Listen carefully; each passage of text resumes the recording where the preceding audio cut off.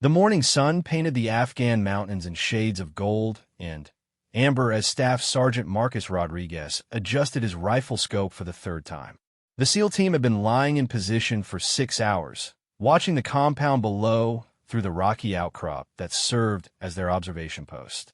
Intelligence reports indicated a high-value target would be moving through this valley, and Marcus's team was tasked with either capture or elimination.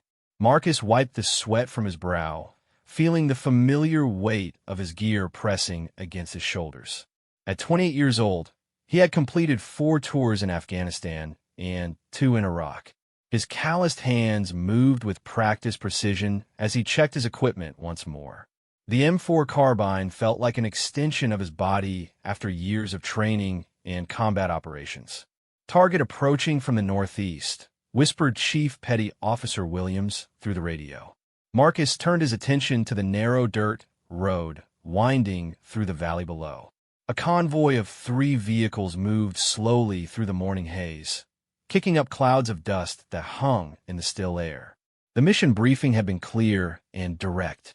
The target was a Taliban commander responsible for coordinating attacks against coalition forces. He had been tracked to this remote valley after weeks of surveillance and intelligence gathering. Marcus's team was part of a larger operation involving multiple units positioned throughout the region. As the convoy drew closer, Marcus felt the familiar surge of adrenaline that preceded combat operations.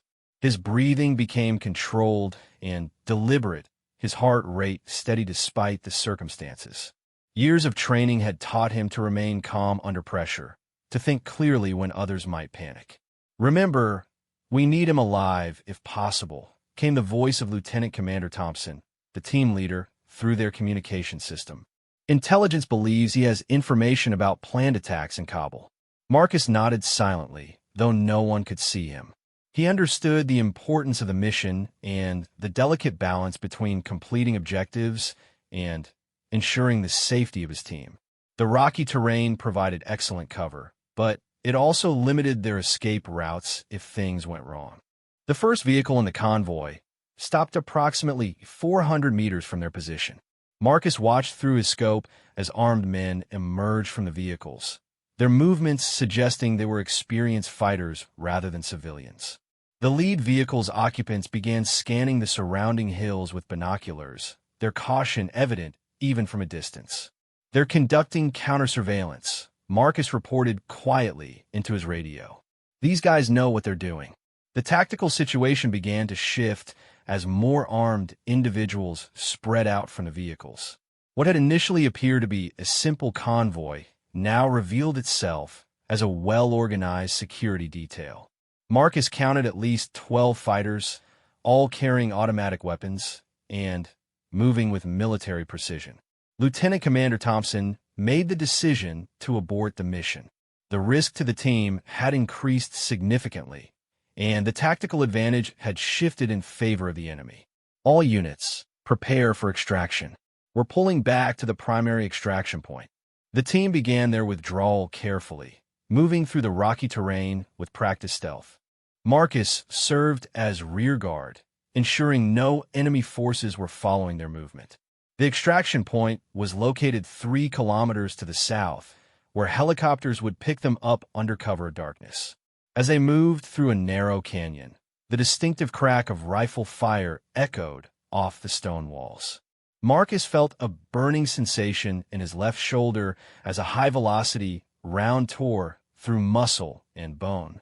The impact spun him around and sent him crashing against the rocky wall of the canyon. "Contact rear," Marcus shouted into his radio, blood already beginning to soak through his uniform. The pain was immediate and intense, but his training kicked in automatically. He found cover behind a large boulder and returned fire toward the enemy positions. The firefight erupted with devastating intensity. Enemy fighters had positioned themselves on the high ground overlooking the canyon, creating a deadly crossfire that trapped the SEAL team in the narrow passage. Bullets ricocheted off rocks, sending fragments of stone flying through the air like shrapnel. Marcus pressed his back against the boulder, feeling the vibration of incoming rounds striking the other side. His left arm hung useless at his side, blood flowing freely from the wound. He fumbled for a field dressing with his good hand, knowing he needed to control the bleeding before shock set in. "Rodriguez is hit," reported Petty Officer Jackson, the team medic, over the radio. "I'm moving to his position." "Negative." Marcus responded immediately. "Stay in cover. I can handle it." The tactical situation continued to deteriorate rapidly. Enemy reinforcements were arriving from multiple directions, and the SEAL team found themselves outnumbered and outgunned. The narrow canyon that had initially provided concealment now became a trap, with limited options for movement or escape. Chief Williams coordinated the team's defensive positions while calling for immediate helicopter extraction. The original extraction point was now compromised, and they needed alternate options quickly. Marcus could hear the stress in his teammate's voice as he communicated with higher command. "Extraction is negative," came the response from command. "Heavy enemy activity in the area. All aircraft are grounded until the situation stabilizes." Marcus felt a cold chill that had nothing to do with the mountain air. Without helicopter support, the team would have to fight their way out on foot through hostile territory. His wound was bleeding heavily, and he could feel his strength beginning to fade. The enemy began advancing down the canyon walls, using covering fire to bound from position to position. Their tactics were sophisticated and well-coordinated, suggesting they were dealing with experienced fighters rather than typical insurgents. Marcus counted muzzle flashes from at least 20 different positions. "We need to move," Lieutenant Commander Thompson decided. "This position is about to be overrun." The team began a fighting withdrawal deeper into the canyon system. Marcus struggled to keep pace with his injured shoulder, but he refused assistance from his teammates. Every man needed both hands free to fight, and his injury could not become a liability for the entire unit. As they moved through a particularly narrow section of the canyon, Marcus stumbled and fell behind the main group. The blood loss was affecting his balance and coordination, making it difficult to navigate the uneven terrain. He waved off Jackson when the medic turned to help, gesturing for him to continue with the others. "Keep moving," Marcus called out. "I'm right behind you." But as the team rounded a bend in the canyon, Marcus found himself alone. Enemy fighters were approaching from both directions, and his position was about to be overrun. He had perhaps 30 seconds before they would be close enough to engage him with grenades or automatic weapons. Marcus made a decision that went against every instinct and piece of training he had ever received. He deliberately separated himself from his team to avoid compromising their escape route.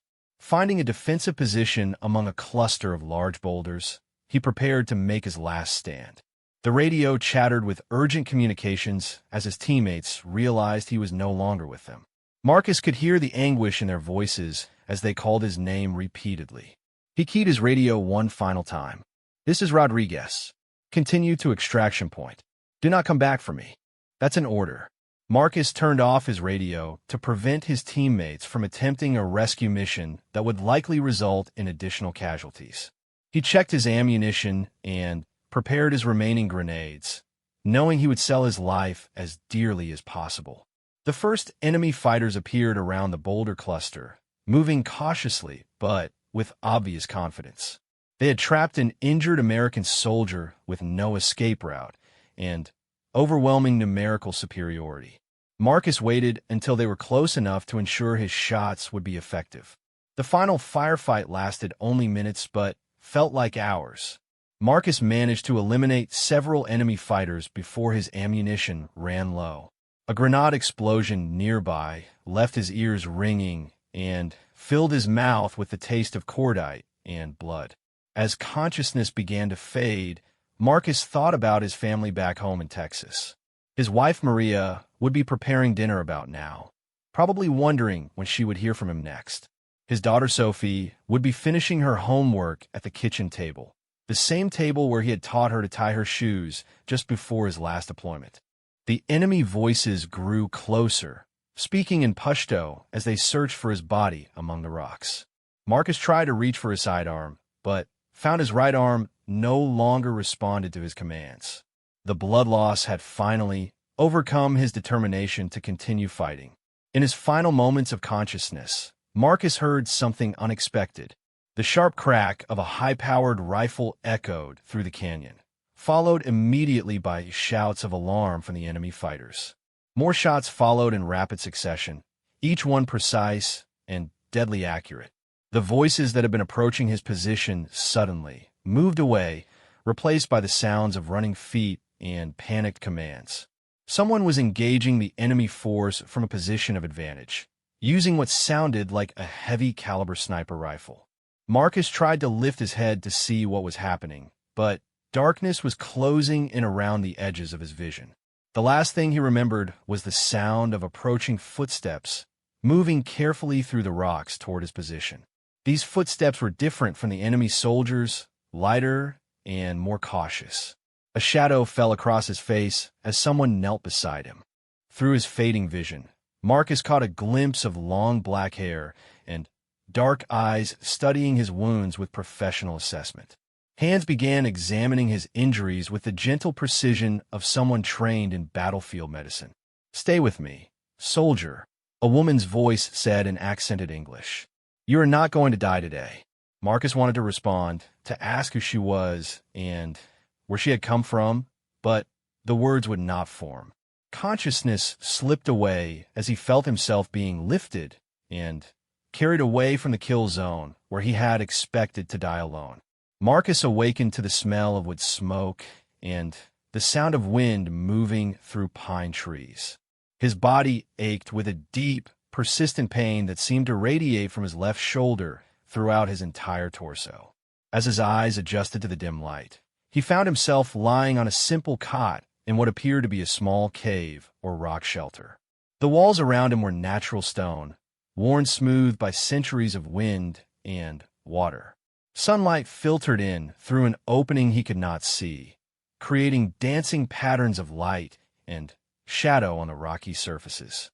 A small fire burned in a carefully constructed pit near the entrance, its smoke drawn upward through a natural chimney in the rock ceiling. Marcus attempted to sit up, but immediately felt dizzy and nauseous. His left arm was immobilized in a makeshift sling created from what looked like strips of cloth torn from military clothing. Bandages covered his shoulder wound, and he could smell the distinctive odor of antiseptic medicine. "Do not try to move yet," came a woman's voice from somewhere behind him. "Your body needs time to heal from the blood loss." Marcus turned his head carefully and saw a figure moving near the back of the cave. As his eyes focused, he could make out a woman of perhaps 30 years old, with long black hair braided down her back. She wore military-style clothing that appeared to be a mixture of different uniforms and civilian gear, all in earth tones that would blend perfectly with the mountain environment. The woman approached his cot carrying a metal cup filled with steaming liquid.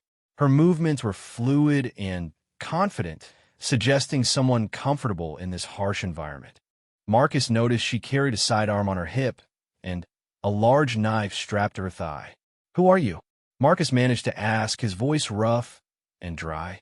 "My name is Elena," she replied, offering him the cup. "Drink this. It will help with the pain and replace fluids you have lost." Marcus accepted the cup with his good hand, noticing that Elena's English was excellent despite her obvious accent. The liquid was some kind of herbal tea, bitter but not unpleasant. As he drank, he studied her face more carefully. Elena had the high cheekbones and bronze skin that suggested Native American heritage, but her features also showed influences from other bloodlines. Her eyes were dark brown, almost black, and held an intelligence and wariness that spoke of someone who had seen considerable violence and hardship. "Where am I?" Marcus asked between sips of the tea.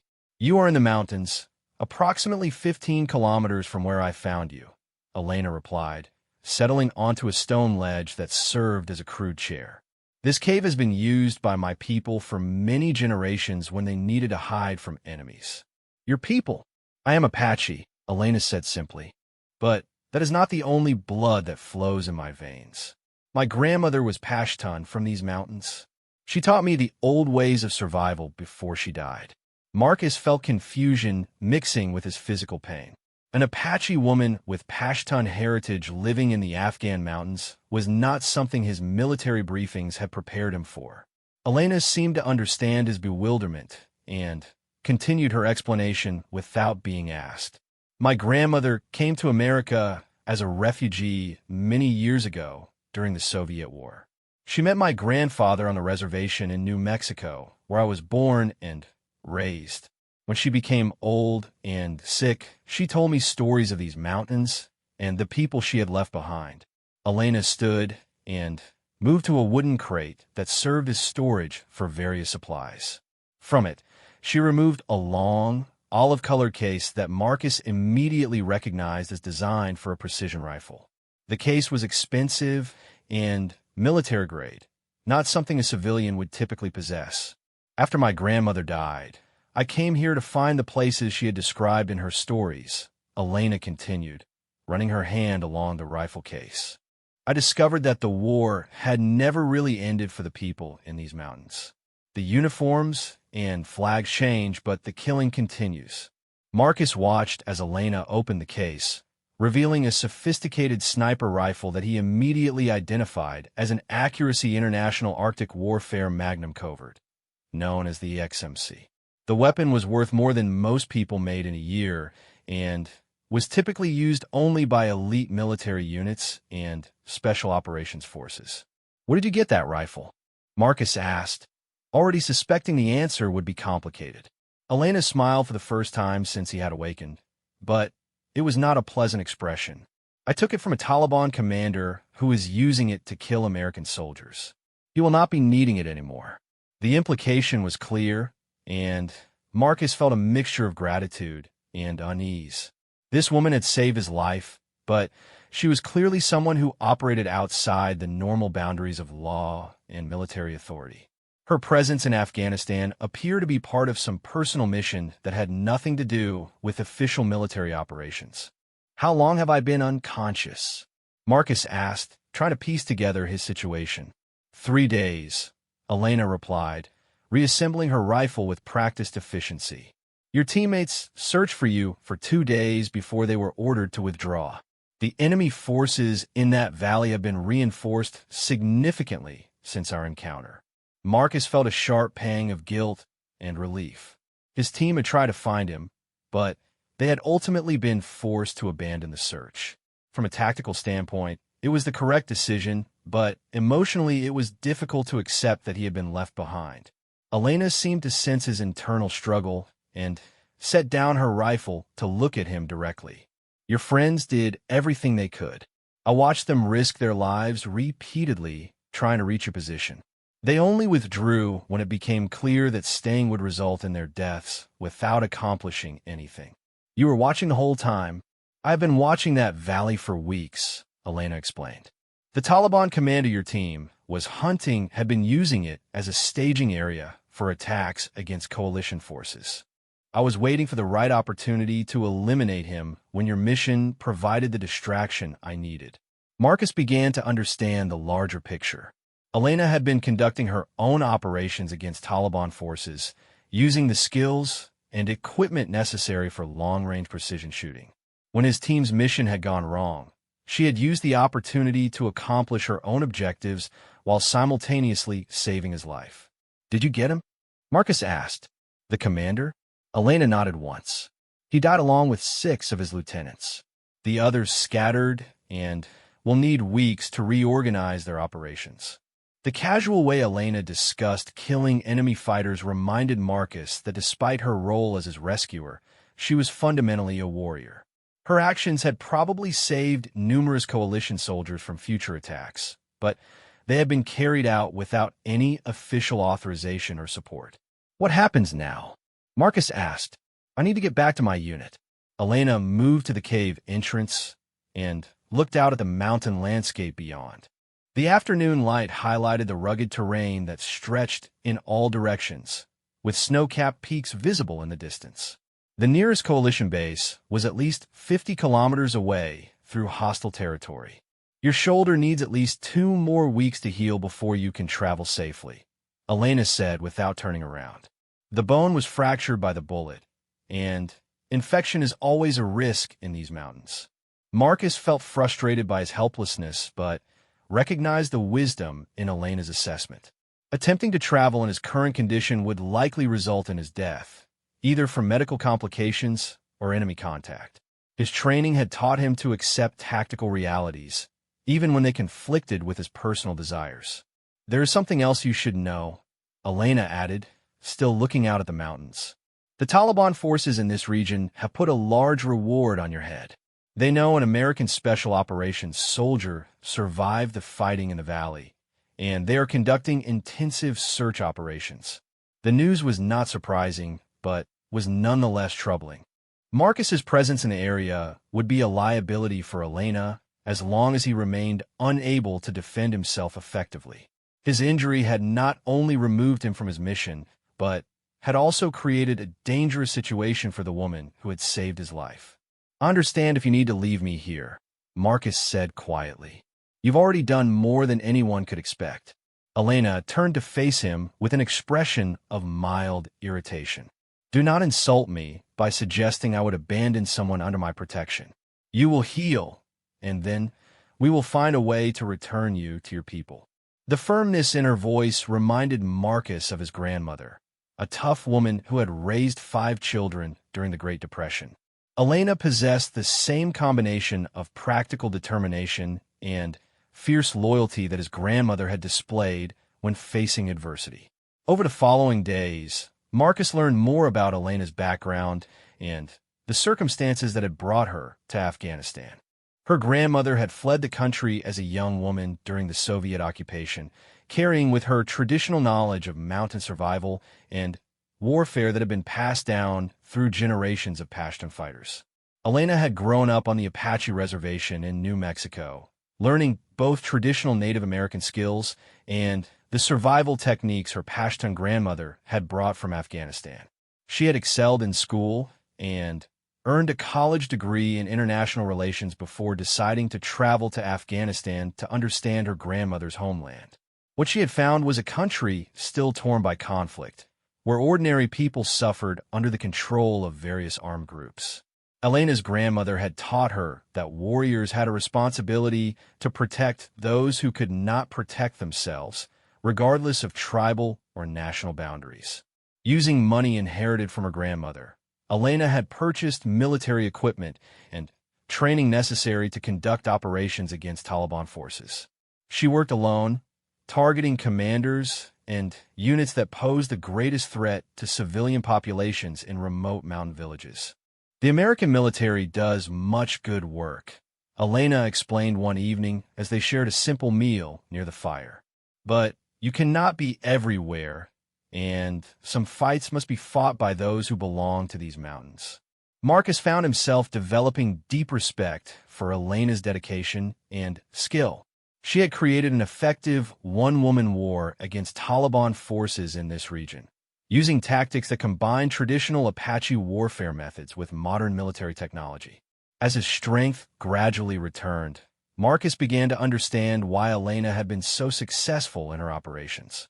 She possessed an intimate knowledge of the terrain that would take years for an outsider to develop, combined with shooting skills that rivaled those of any military sniper he had known.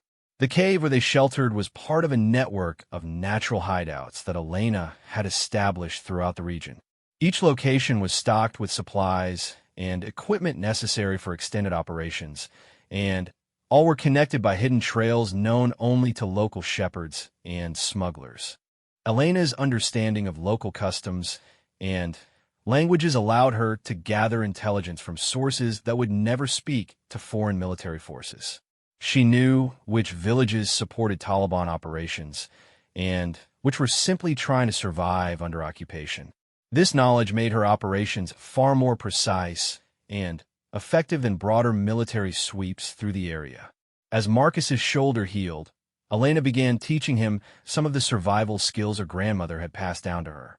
These techniques had been developed over centuries of warfare in mountain environments and were remarkably effective for long-term operations in hostile territory. "Your military teaches you to fight battles," Elena observed as she showed him how to find water sources in apparently barren rock formations. My people learned to win wars by surviving longer than their enemies. The distinction was important and reflected different approaches to conflict that Marcus had never previously considered. Elena's methods emphasized patience, stealth, and intimate knowledge of the environment rather than overwhelming firepower and technological superiority.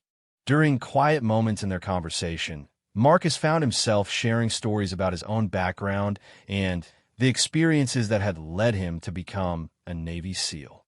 Elena listened with genuine interest, asking thoughtful questions that demonstrated her understanding of military culture and psychology. "You carry guilt about being separated from your team," she observed one evening. "This weight will destroy you if you do not release it." Marcus had not realized his internal struggle was so obvious, but Elena's insight was accurate. He blamed himself for the tactical decisions that had led to his injury and capture, despite knowing rationally that combat operations always involved unpredictable risks. "In my grandmother's stories, warriors who survived battles while their friends died were not considered unlucky," Elena continued. "They were chosen by the spirits to carry forward the memory and wisdom of those who fell." The perspective was different from anything Marcus had encountered in his military training, but it offered a framework for understanding his survival that did not depend entirely on guilt and regret. Elena's words began to plant seeds that would eventually allow him to process his experiences in a healthier way. As the days passed, Marcus realized that his encounter with Elena was changing his understanding of warfare and survival in fundamental ways. Her combination of traditional wisdom and modern techniques offered approaches to conflict that his formal training had never addressed. The mountain nights were cold even in summer, and Marcus found himself grateful for the warmth of the fire and the security of the cave shelter. Elena's presence provided not just physical safety, but also a sense of human connection that helped counter the isolation of their situation. One night, as they sat by the fire sharing stories of their respective childhoods, Marcus realized that his feelings toward Elena were becoming more complex than simple gratitude. Her strength, intelligence, and dedication were qualities he had always admired, but in this context they took on deeper meaning. Elena seemed to sense the shift in his emotions, but did not comment directly. Instead, she continued to focus on his physical recovery and the practical problems of their survival in hostile territory. Her professional demeanor maintained appropriate boundaries while still providing the care necessary for his healing. As Marcus's strength returned, he began to insist on taking a more active role in their security and daily survival tasks. Elena allowed him to help with simple duties, but firmly prevented him from attempting anything that might reopen his shoulder wound. "Patience is a warrior's greatest weapon," she reminded him when he grew frustrated with his limitations. "Rushing to heal will only create new injuries that take longer to recover from." The wisdom of her words was proven when Marcus attempted to carry water containers that were too heavy for his current condition. The resulting strain on his shoulder set back his recovery by several days and reinforced Elena's authority in decisions about his medical care. During his second week in the cave, Marcus began to notice signs that Elena was preparing for new operations against Taliban forces in the region. She cleaned and maintained her weapons with increased frequency, and he observed her studying maps and intelligence notes with focused concentration. "There is a convoy moving through the valley tomorrow night," Elena finally explained when Marcus asked about her preparations. "It carries weapons and explosives intended for attacks against civilians in Kabul." Marcus immediately understood the implications. Elena was planning to conduct a solo operation against a heavily defended target, risking her life to prevent future terrorist attacks. The logical part of his mind recognized that such missions required careful planning and expert execution, but emotionally he was troubled by the thought of Elena facing danger alone. "I can provide support," Marcus offered, knowing even as he spoke that his physical condition would not permit effective participation in combat operations. Elena smiled and shook her head. Your job is to heal so that you can return to your family alive. My job is to ensure that fewer families lose their loved ones to Taliban bombs. The conversation highlighted the fundamental difference in their situations and responsibilities. Marcus was part of a larger military organization with specific missions and clear chains of command. Elena operated as an independent agent, choosing her own targets and methods based on personal judgment and moral conviction. As Elena prepared her equipment for the mission, Marcus found himself studying her with new appreciation for the complexity of her character. She possessed the technical skills of an elite soldier, the cultural knowledge of someone raised in these mountains, and the moral clarity necessary to risk her life for strangers she would never meet. The night before Elena's mission, Marcus lay awake listening to the wind move through the rocks outside their shelter. Tomorrow she would face danger that could easily result in her death, and he would remain behind, still too weak to fight beside someone who had already saved his life once. In the darkness of the cave, Marcus began to understand that his relationship with Elena represented something he had never experienced before. She embodied a form of warrior spirit that transcended national boundaries and military organizations, fighting for principles rather than politics. As dawn approached, Marcus watched Elena make final preparations for her mission. Her movements were calm and methodical, showing no signs of nervousness or doubt. She had accepted the risks of her chosen path and was prepared to face whatever consequences might result from her actions.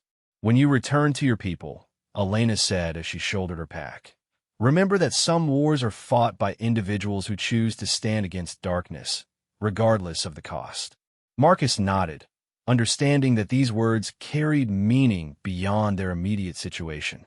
Elena's example would influence his own approach to service and sacrifice for the rest of his life, whether he survived to return home or died in these mountains.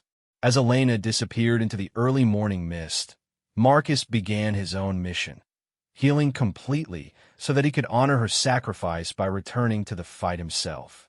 Elena did not return the following evening as Marcus had expected. He waited by the cave entrance, watching the narrow mountain trail that led to their hidden shelter, but darkness fell without any sign of her approach. The night passed slowly, filled with the sounds of wind and distant animal calls that took on ominous significance in his worried imagination. By the second day of Elena's absence, Marcus began to face the possibility that something had gone wrong with her mission. His shoulder had healed enough to allow limited movement, and he found himself pacing the small cave like a caged animal, frustrated by his inability to search for her. The supplies Elena had gathered would last another week, but Marcus knew his chances of survival alone in hostile territory were minimal. Without her knowledge of the area and her contacts among friendly local populations, he would be completely dependent on luck to avoid Taliban patrols. More troubling than his own situation was the growing certainty that Elena had been killed or captured during her attack on the convoy. Marcus had witnessed enough combat operations to understand that even the most skilled operators face significant risks when working alone against numerically superior enemies. On the third evening, as Marcus was preparing another solitary meal by the fire, he heard the distinctive sound of footsteps on the rocky trail outside.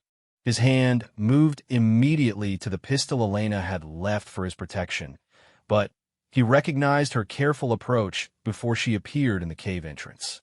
Elena looked exhausted and moved with obvious pain, favoring her left leg as she entered the shelter. Her clothing was torn in several places, and Marcus could see dried blood on her hands and face. Despite her injuries, she carried her rifle case and pack as if the mission had been completed successfully. "The convoy will not reach Kabul," Elena said simply, settling onto her stone seat with a quiet grunt of pain. Marcus moved to help her remove her pack, noting additional injuries that she was trying to hide. A bullet had grazed her left thigh, leaving a shallow but painful wound that would require cleaning and bandaging. Her hands were cut and scraped from climbing over sharp rocks, probably while evading pursuit. "What happened?" Marcus asked as he helped Elena remove her outer clothing to assess her injuries. The convoy was larger than I expected, Elena replied, wincing as Marcus examined her leg wound. 12 vehicles instead of the 3 my sources had reported. I was able to destroy the ammunition truck with the explosives, but the resulting firefight lasted longer than planned. Marcus cleaned Elena's wounds with supplies from her medical kit, noting that her injuries were painful but not life-threatening. The bullet graze on her leg was already beginning to heal, and the cuts on her hands appeared to be from defensive contact rather than direct combat. How many? Marcus asked, understanding that Elena would know what he meant. 7 confirmed, Elena answered without emotion. Probably 2 or 3 others wounded. The explosion destroyed most of their weapons and supplies, so the mission was successful despite the complications. As Marcus bandaged Elena's wounds, he found himself studying her face for signs of the psychological impact from the combat. In his experience, even veteran soldiers showed some evidence of stress after intense firefights, but Elena appeared remarkably composed. You have done this many times before, Marcus observed, more statement than question. Elena nodded slowly. This was my 14th operation against Taliban forces in this region. Each time I learned something new about their tactics and organization. The casual way Elena discussed her previous missions revealed the depth of her commitment to this personal war.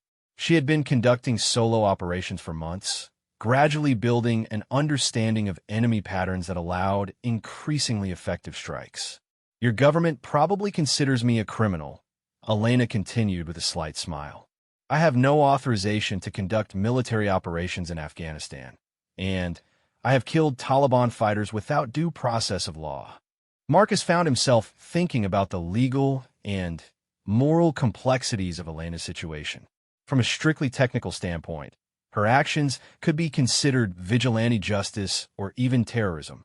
However, the results of her operations had undoubtedly saved lives and disrupted genuine terrorist activities. Sometimes the law is not adequate for the situations we face, Marcus said finally. Your actions have protected innocent people, and that matters more than paperwork. Elena studied his face carefully, as if evaluating whether his words represented genuine conviction or simple politeness. Whatever she saw in his expression seemed to satisfy her, because she nodded and continued her explanation of the mission. I was able to monitor radio communications during the firefight, Elena explained. The Taliban commanders are planning a major operation against coalition forces within the next 2 weeks. They mentioned a target called Operation Mountain Eagle. Marcus felt a chill that had nothing to do with the mountain air. Operation Mountain Eagle was classified information that should not have been known to Taliban forces. The fact that enemy fighters were discussing it over radio suggested either a serious security breach or deliberate misinformation. Are you certain about what you heard? Marcus asked, already knowing that Elena would not have mentioned it unless she was confident in her intelligence. I recorded several conversations, Elena replied, producing a small digital device from her pack. The voices were clear, and they mentioned specific details about timing and target locations. Marcus listened to the recordings with growing alarm. The voices spoke in Pashto, which Elena translated in real time, but the military terminology was clear even without translation. The Taliban fighters possessed detailed information about a classified operation that had not yet been executed. This intelligence needs to reach my command immediately, Marcus said, understanding that the security implications extended far beyond their personal situation. Elena agreed, but pointed out the obvious problem with immediate communication. They were at least 50 kilometers from the nearest coalition base, and Marcus was still not strong enough for extended movement through hostile territory. Additionally, attempting to use electronic communications from their current location would likely reveal their position to enemy forces conducting search operations.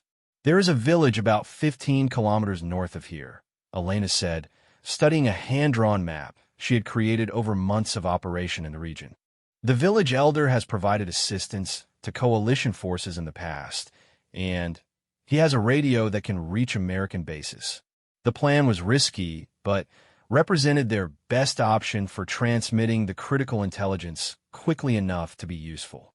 Elena knew the route to the village and had established relationships with local leaders, but traveling there would expose them to Taliban patrols that had increased their activities since the convoy attack.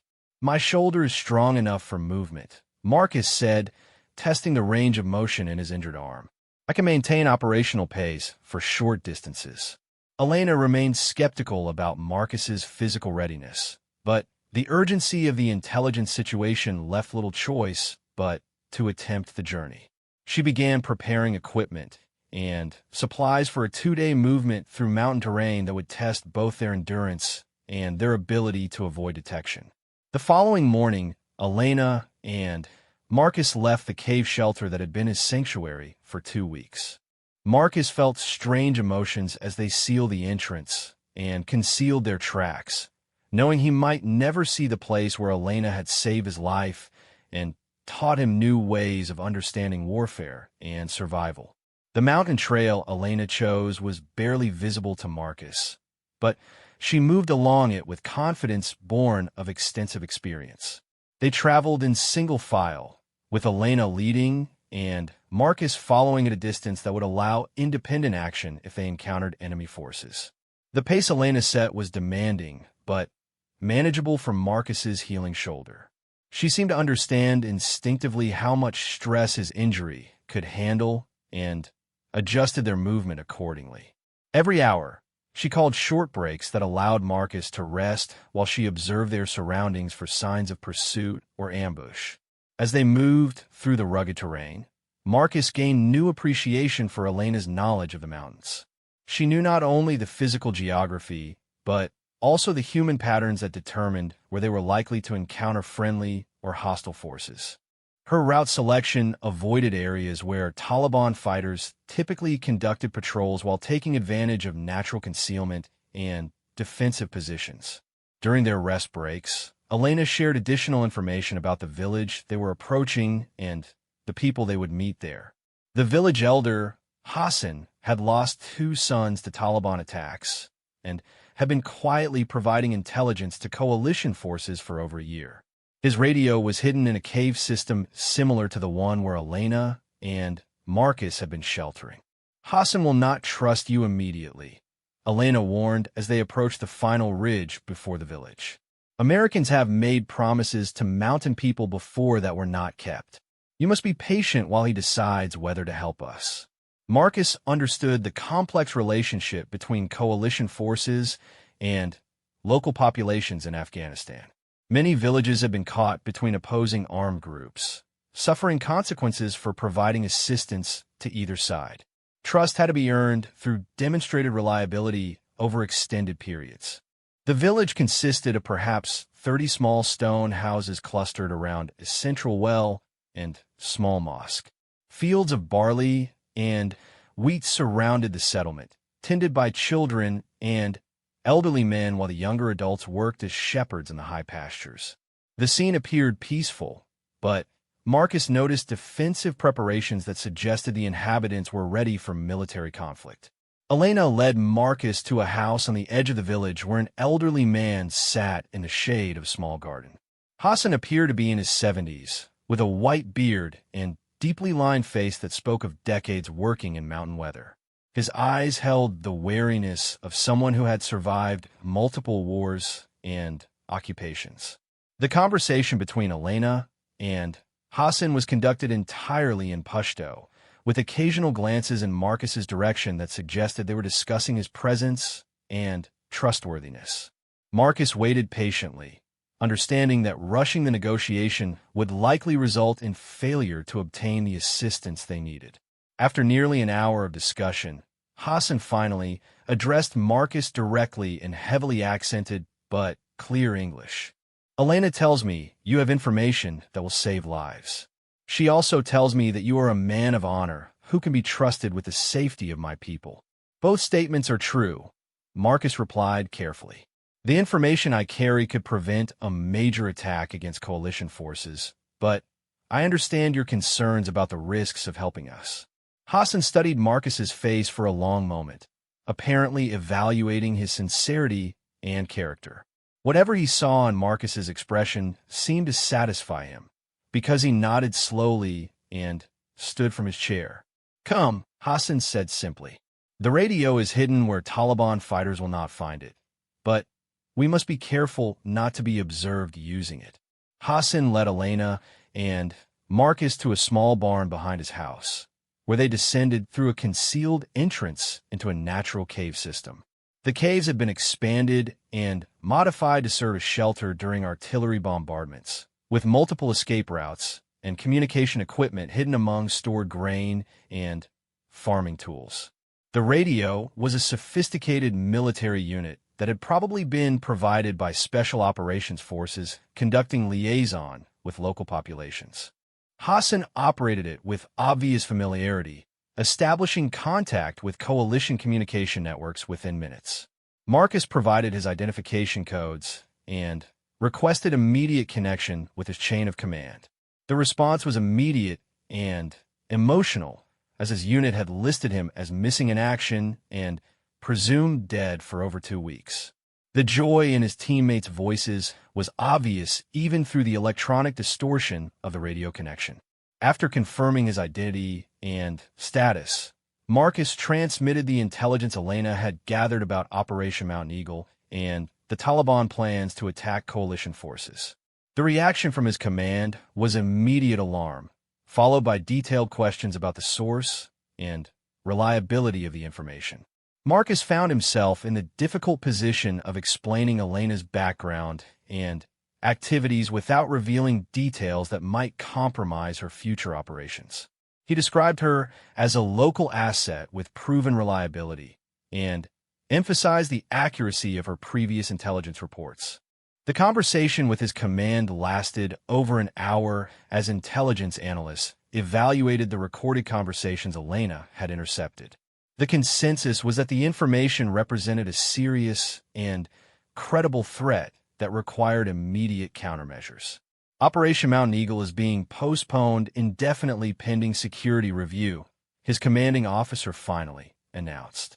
Your intelligence may have prevented significant casualties among coalition forces. The successful transmission of critical intelligence provided Marcus with a sense of accomplishment that partially offset the frustration of his extended absence from his unit. Elena's mission had not only disrupted Taliban operations, but had also provided strategic intelligence that would save American lives. As they prepared to leave Hassan's radio facility, Marcus realized that his relationship with Elena had evolved beyond simple gratitude for his rescue. She had become a trusted partner in operations that transcended normal military boundaries, and their collaboration had produced results neither could have achieved alone. Hassan provided food and additional medical supplies for their return journey, along with updated intelligence about Taliban patrol patterns in the region. The old man's assistance demonstrated the importance of relationships Elena had built with local populations over months of careful trust building. Your friend has brought much trouble to Taliban fighters in these mountains, Hassan told Marcus as they prepared to leave. But she has also brought hope to villages that had forgotten what it felt like to fight back against oppression. The statement provided Marcus with new insight into Elena's impact beyond her direct military operations. Her presence had inspired local resistance to Taliban control and had given ordinary people a sense that they were not completely helpless against armed occupation. As Elena and Marcus began their return journey to the mountain hideouts, Marcus found himself thinking about the larger implications of their partnership. Elena's approach to warfare combined traditional methods with modern technology in ways that achieved strategic results without the massive resource expenditure required for conventional military operations. The return trip took 2 days, with Elena leading them through a different route that avoided areas where Taliban forces might have detected their previous movement. Marcus's physical condition had improved significantly during their travels, and he was able to maintain the pace without difficulty.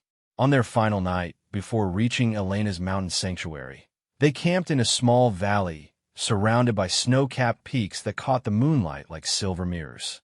The beauty of the landscape provided a stark contrast to the violence and suffering that characterized daily life for most of Afghanistan's population. When your shoulder is completely healed, you will return to your war, Elena said as they sat by a small fire hidden among the rocks. I will continue my operations against Taliban forces in these mountains. Marcus understood that Elena was preparing him for their eventual separation, but the thought of leaving her to fight alone troubled him deeply. Over the past weeks, he had come to understand that her mission was as important as his own, perhaps more so because it directly protected civilian populations that had been forgotten by larger military organizations. There might be another way, Marcus said carefully. My command is always looking for reliable intelligence sources in remote areas. You could work with us officially with protection and support for your operations. Elena smiled but shook her head.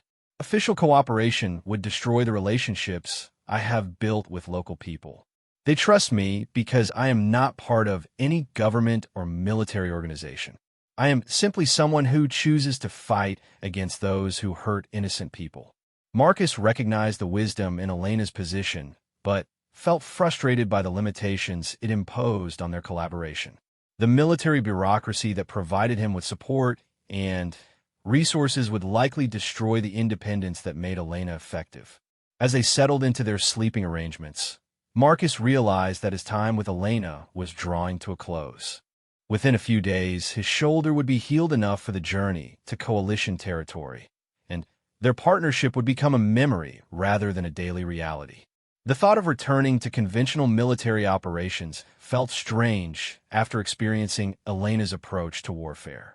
Her methods had opened his eyes to possibilities he had never considered and had challenged assumptions about the nature of conflict and service that he had held throughout his military career. In the darkness of their mountain camp, Marcus began to understand that his encounter with Elena had changed him in fundamental ways that would influence the rest of his life. Whether he survived to return home or died in these mountains, he would carry with him lessons about courage, independence, and moral clarity that could not be learned in any formal military training. The following morning brought clear skies and the beginning of what Marcus knew would be his final days with a remarkable woman who had saved his life and opened his mind to new ways of understanding warfare and human relationships.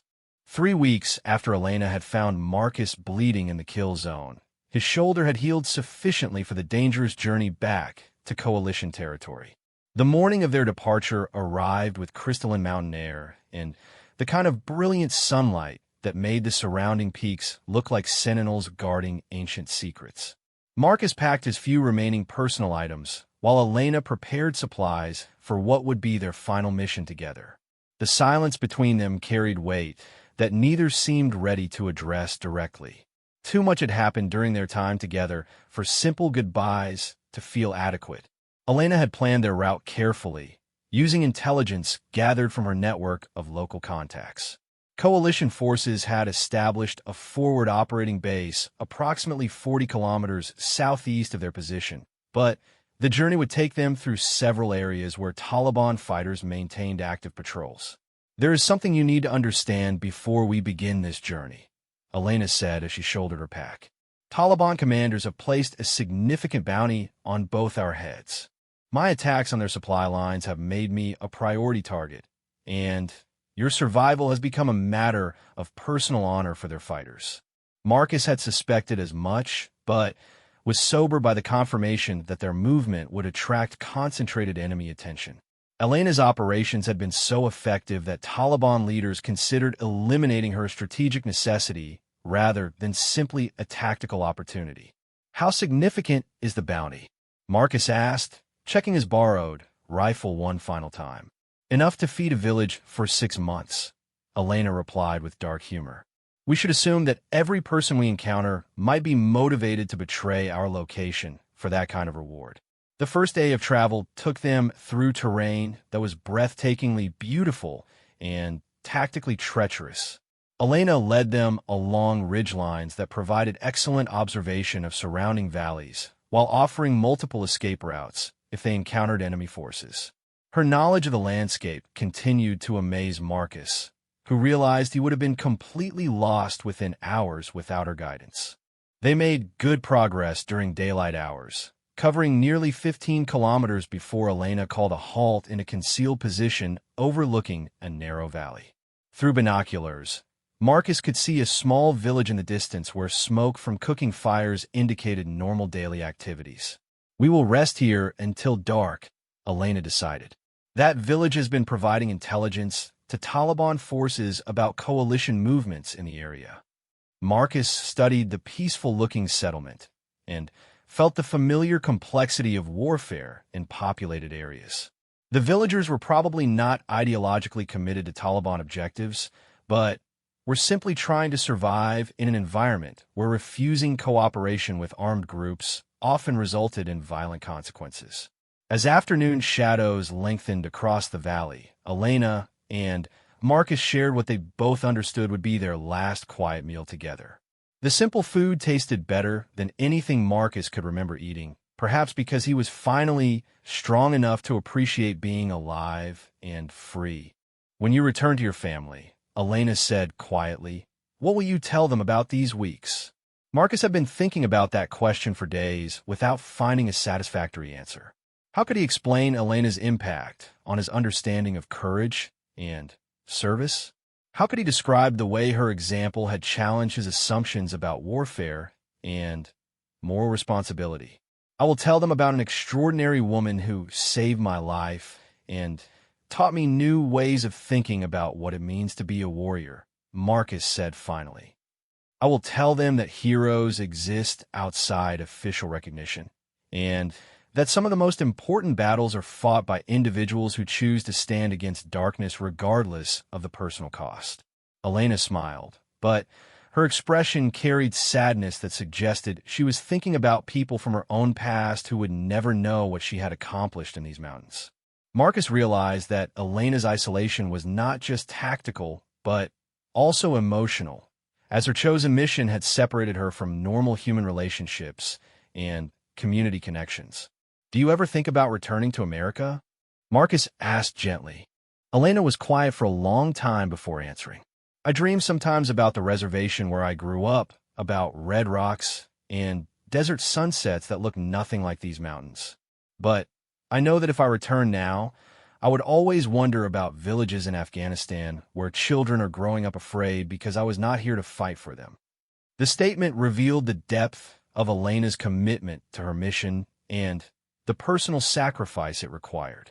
She had chosen to dedicate her life to protecting strangers in a foreign country, accepting exile from her homeland and family as the price of that choice. As darkness fell, Elena and Marcus began moving through the valley toward their next objective. Elena's night navigation skills were extraordinary, allowing them to move at nearly the same pace they had maintained during daylight hours. She seemed to possess an instinctive awareness of terrain features and obstacles that kept them moving smoothly through complete darkness. The night passed without incident until they were approaching a ridge that would provide their final view of coalition territory. As they climbed through loose rocks and sparse vegetation, Marcus heard the distinctive sound of radio communications in the distance.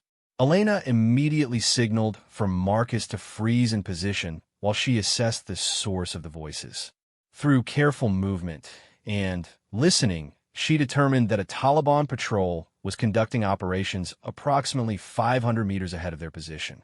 The enemy patrol consisted of at least 8 fighters who had established an observation post overlooking the valley where coalition forces were known to conduct helicopter operations. Their position blocked the most direct route to safety and would require Elena and Marcus to either find an alternate path or eliminate the enemy force. Elena studied the tactical situation through binoculars, noting the enemy positions and equipment. The Taliban fighters were well-positioned and heavily armed, but they appeared to be focused on watching for helicopter traffic rather than conducting local security patrols. "We can bypass them by moving 3 kilometers to the east," Elena whispered to Marcus. "It will add 4 hours to our journey, but the risk of detection will be minimal. Marcus agreed with Elena's assessment, understanding that avoiding unnecessary combat was always preferable when possible. However, as they began moving toward the alternate route, they discovered additional enemy positions that had not been visible from their original observation point. The Taliban forces had established a coordinated network of observation posts that covered all the likely approaches to coalition territory. Elena and Marcus found themselves in a tactical box that offered no obvious solution other than direct confrontation with numerically superior enemy forces. This was planned, Elena said grimly. Someone provided them with detailed intelligence about our location and probable routes of movement. Marcus felt a cold certainty that their situation had deteriorated beyond tactical problems to fundamental betrayal. Someone within Elena's network of local contacts had sold information about their movement to Taliban forces, trading their lives for the substantial bounty that had been offered. Elena's face showed no surprise at the betrayal, only resignation and determination to deal with the tactical reality they now faced. Marcus realized that she had probably experienced similar situations before and had learned to expect such developments as part of operating in a complex environment where loyalties were fluid and survival often required difficult compromises. "How do you want to handle this?" Marcus asked, checking his rifle and ammunition one final time. Elena studied the enemy positions through her binoculars for several more minutes before making her decision. The tactical situation was challenging, but not impossible, particularly if they could achieve surprise and maintain fire superiority during the initial moments of contact. "The observation post on the eastern ridge is our primary target," Elena explained. "If we can eliminate those fighters quickly, we can use their position to engage the other locations with supporting fire." The plan was aggressive and risky, requiring precise execution under conditions that offered little margin for error. However, Elena's analysis was tactically sound, and Marcus recognized that bold action often succeeded where caution failed in desperate circumstances. Elena's approach to the Eastern observation post demonstrated skills that Marcus had never seen in conventional military training. She moved through the rocky terrain like a shadow, covering ground quickly while remaining completely invisible to the enemy fighters only meters away. Marcus followed Elena's path exactly, trusting her knowledge of the terrain and her ability to find concealment where none seemed to exist. His shoulder protested the physical demands of the movement, but adrenaline and determination overrode the lingering pain from his injury. The attack began just before dawn, as the first light of sunrise began to silhouette the enemy positions against the sky. Elena's opening shot eliminated the Taliban spotter with clinical precision, while Marcus engaged the remaining fighters with rapid, accurate rifle fire. The firefight lasted less than 3 minutes, but felt much longer to Marcus. Elena's shooting was extraordinary, engaging multiple targets at different ranges with perfect accuracy despite the stress and confusion of combat. Her bullets found their targets with mechanical precision that spoke of exceptional training and natural ability. When the shooting stopped, 6 Taliban fighters lay dead among the rocks, and the remaining enemy positions had been abandoned by fighters who chose retreat over continued engagement. Elena and Marcus had achieved their tactical objective with minimal ammunition expenditure and without sustaining additional injuries. "We need to move immediately," Elena said, already gathering equipment from the eliminated enemy position. "Reinforcements will arrive within 30 minutes. Marcus understood the urgency and helped Elena collect useful intelligence materials and weapons from the enemy casualties. Among the items they recovered was a radio that had been used to coordinate the ambush operation, confirming Elena's suspicion that their movement had been betrayed by local informants.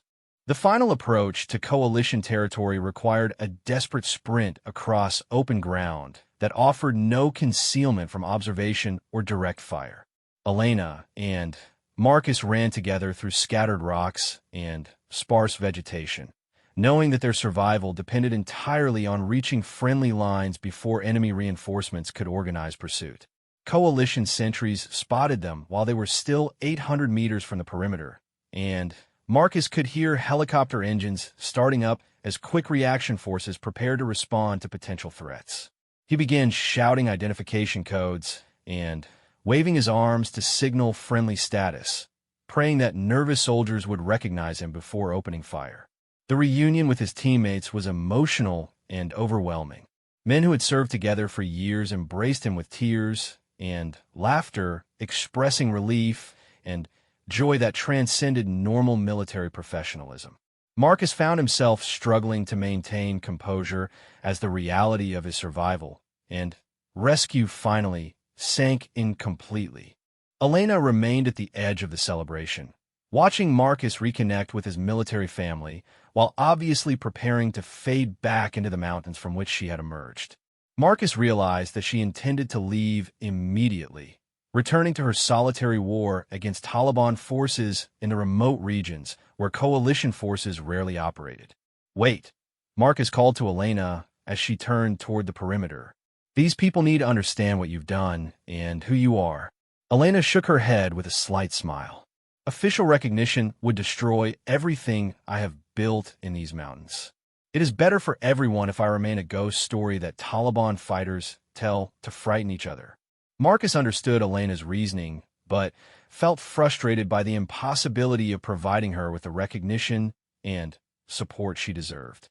Her contributions to the coalition effort had been extraordinary, but acknowledging them officially would compromise her ability to continue operations. "How will I find you again?" Marcus asked, realizing as he spoke that the question revealed emotions he had not fully acknowledged even to himself. "You will not," Elena replied simply. "Your path leads back to your family and your life in America. My path leads deeper into these mountains where there are still villages that need someone to stand between them and those who would hurt them." Elena handed Marcus a small leather pouch containing items he recognized as traditional Apache prayer objects mixed with stones from Afghan mountain peaks. The gift represented a blending of her dual heritage and a tangible reminder of their shared experiences in this harsh and beautiful landscape. "Remember what you have learned about different ways of fighting for what is right," Elena said as she shouldered her rifle case. "The world needs warriors who understand that true courage comes from choosing to protect others regardless of official authority or personal recognition." Marcus watched Elena disappear into the mountainous terrain that had become her battlefield and her home. Within minutes, she had vanished completely, leaving no trace of her passage except the memory of her extraordinary courage and the knowledge that somewhere in the remote valleys, her personal war against oppression would continue. The helicopter flight back to the main coalition base gave Marcus time to process the complex emotions surrounding his rescue and separation from Elena. He had been saved by a remarkable woman whose dedication and skill had humbled his understanding of what it meant to be a warrior, but he would probably never see her again. During his medical evaluation and debriefing sessions, Marcus provided detailed reports about Elena's intelligence value and operational effectiveness without revealing information that might compromise her security. His commanders were fascinated by his description of her capabilities, but understood the delicate nature of her situation. "Unofficial assets like your friend represent some of our most valuable intelligence sources," his commanding officer explained. "We will ensure that information about her identity and methods remains classified at the highest levels." Marcus felt some relief knowing that Elena's security would be protected, but he also recognized the limitations of that protection. In the complex environment of Afghan warfare, secrets had a way of becoming known to people who could use them for harmful purposes. 3 weeks later, Marcus boarded a transport aircraft for the journey home to Texas and the family he had not seen for 8 months. His physical injuries had healed completely, but the emotional and psychological impact of his experiences with Elena would influence him for the rest of his life. As the aircraft climbed into the sky above Afghanistan, Marcus looked down at the mountain ranges where Elena continued her solitary war. He knew that he carried with him lessons about courage, dedication, and moral clarity that could not be learned from books or formal training. 6 months after returning home, Marcus received a brief message through military communication channels that had been routed through multiple security protocols. The message contained no identifying information, but Marcus recognized Elena's distinctive handwriting immediately. The Taliban commander who planned Operation Mountain Eagle was eliminated last week during an operation in the Panjshir Valley. Villages in that region will sleep more safely because of intelligence you help provide. Continue to fight for what is right in your own way. The mountains remember those who stand against darkness. Marcus read the message several times before securely destroying it according to security protocols. Elena was still alive and still conducting operations against Taliban forces, still protecting villages where children grew up surrounded by violence and fear. That evening, as Marcus sat on his back porch watching Texas sunset paint the sky in brilliant colors, he thought about Elena somewhere in the Afghan mountains, perhaps planning another mission against forces that threatened innocent people. Her example had taught him that heroism existed outside official recognition, and that the most important battles were often fought by individuals who chose to stand against evil regardless of personal cost. Marcus never learned what eventually happened to Elena, whether she survived the war or died fighting for villages that would never know her name. But her influence on his understanding of service and sacrifice remained with him throughout his remaining military career and into civilian life.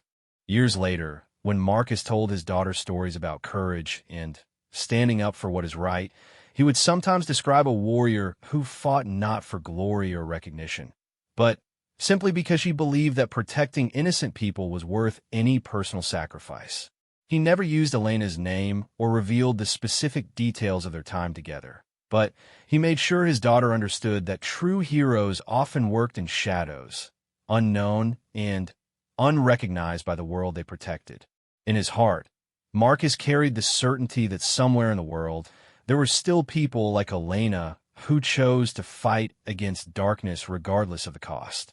That knowledge gave him hope during difficult times and reinforced his belief that individual courage could make a difference even when larger institutions failed. The wound in Marcus's shoulder healed completely, leaving only a small scar that he could feel when the weather changed. But the wound Elena had healed in his understanding of duty and honor remained open in the best possible way, allowing him to continue growing as a man and as a protector of those who could not protect themselves.